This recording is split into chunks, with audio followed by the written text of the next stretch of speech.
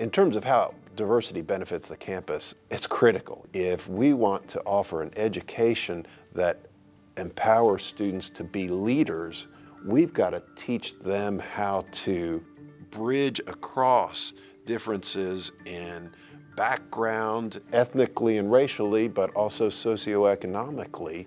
Institutional culture is a really hard thing to change.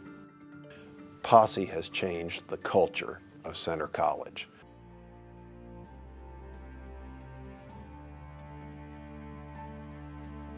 And the Posse offered us an opportunity to do that, to bring students who are diverse in many ways.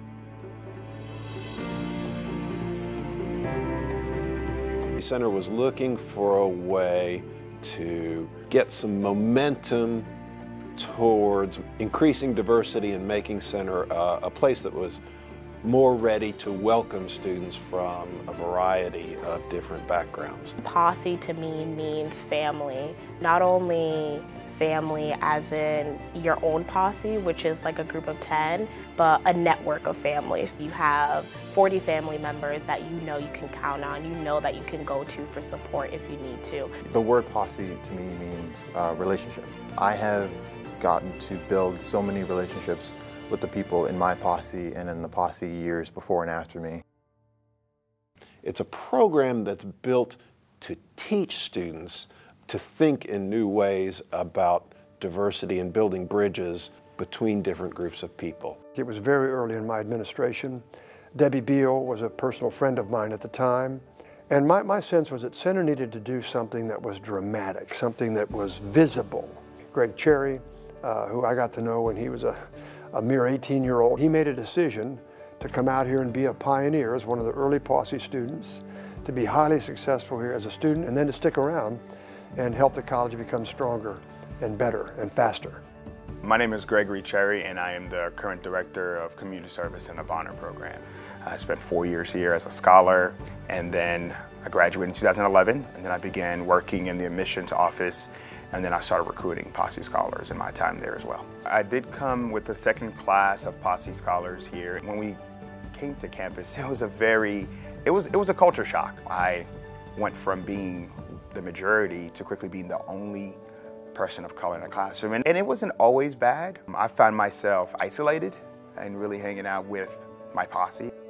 When Debbie Beal came to Centre in spring of 16 to be our commencement speaker, I actually had a lot of interactions with her, and I thought her remarks were spot on. I think the legacy that we left is really bridge this gap between our current students of color and our alum. An important facet of the way that the Posse program works is that each cohort gets a faculty or staff mentor. Andrea Abrams is a really good example of a fine Posse mentor. My Posse mentor is Professor Andrea Abrams, and she is an amazing woman. Professor Andrea Abrams is a great mentor. I'm glad I have her, and I'm glad my Posse mates have her as well.